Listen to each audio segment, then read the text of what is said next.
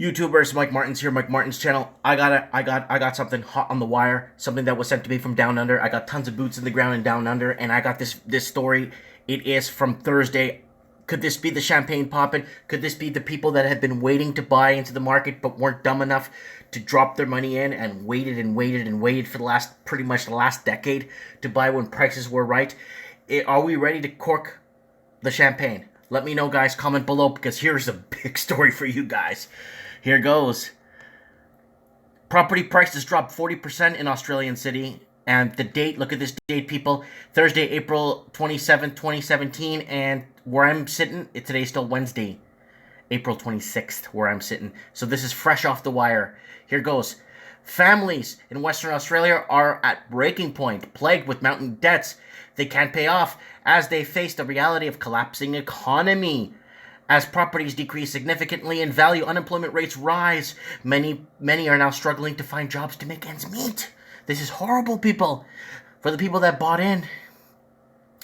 Could this be the future of Auckland, Melbourne, and Sydney? Western Australia was once booming product resources hub with thousands moving around Perth from interstate and overseas to work. Sorry, I have to switch hands here. It had one of the strongest economies in the nation, with housing prices on par and even higher than Sydney and Melbourne in the early 2000s. Fast forward to 2017, and WA now as the weakest economy, West economy with high unemployment rate and collapsing property market. Stop depending on the housing market. Holy smokes. Perth property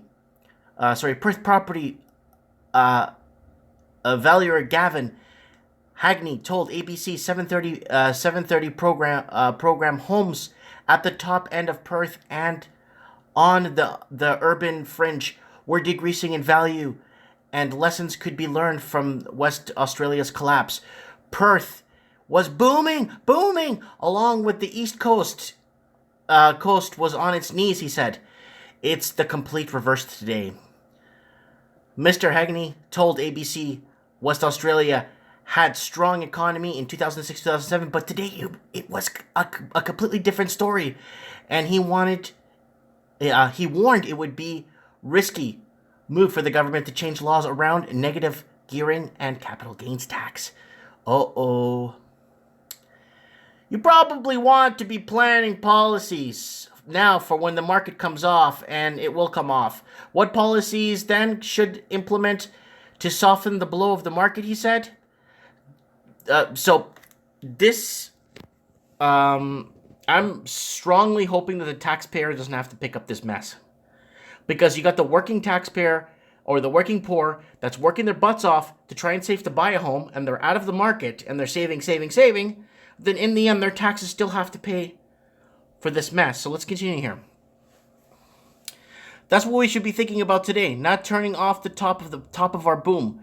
Brad Wright was a project engineer working around West Australia, earning 250 large Australian dollars, New Zealand 270 large, a year. Now he works as a security guard part-time and tries to dig himself out of dire financial position. So this guy was making 250 large. Now he's making 35 large. Working as a if security officers even make that kind of money. Let me just scroll down here a bit. Now he works as security. Got that. People have had their income slashed 10-20% of what they normally being paid, and they have met enormous payments, he told 730. He had 2 investment properties and a home in a luxurious suburb in Perth during the boom. He borrowed almost $1 million and said waiting for the loan as approved was as easy as buying ice cream. That's wow. He's now sold his apartments and is focused on saving the family home while paying back 90 large of his debt.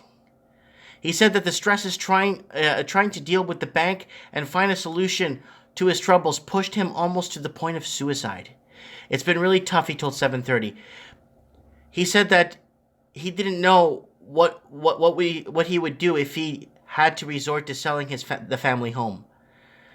So this is gonna affect a lot of people in a lot of places, and they're afraid that it's gonna spread. Sorry guys, I'm just trying to get this. I got a new phone and I'm trying to.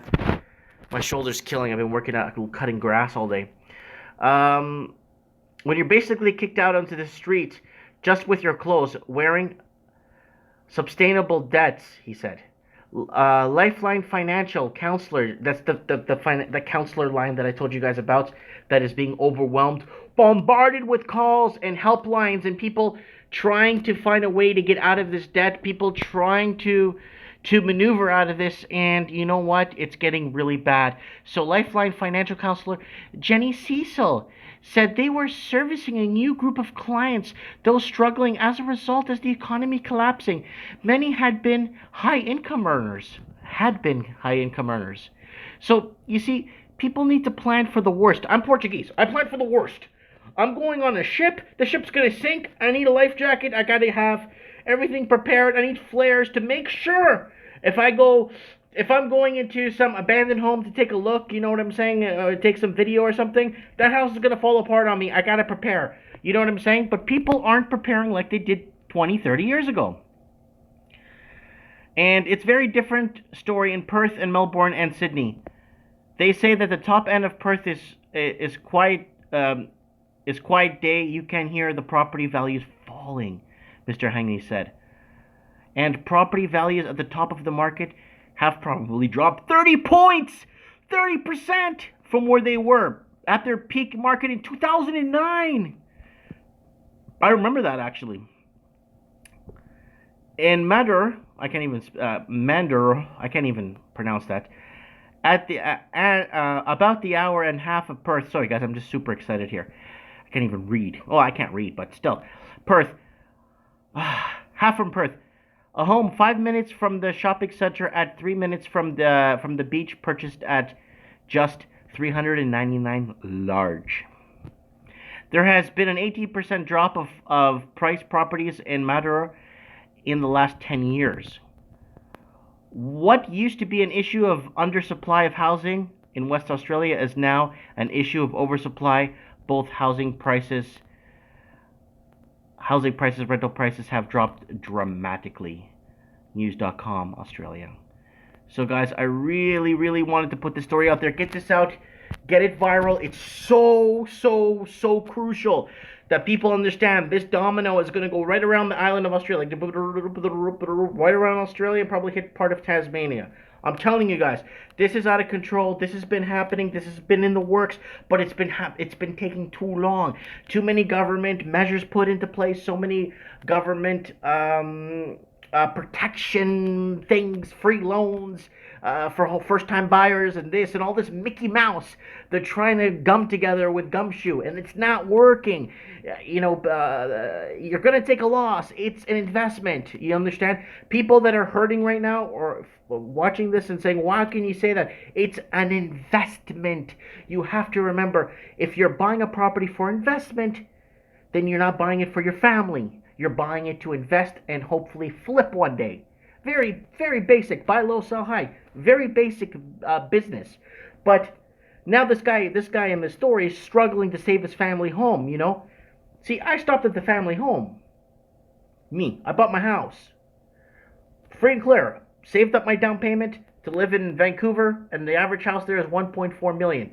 Couldn't afford a house there. Bought a house here free and clear. Cash. Because I live in a cowboy town now. I left the major city. Why am I saying this? Because I focused on family. I need to leave something for my kids. I need to make sure they're taken care of if something happens to me. And that's why it was done. Now I'm going to start jumping into different business ventures. Open a few stores downtown. Maybe open a shoe store for my wife. Maybe open another game store here in this town. Expand. This is crazy.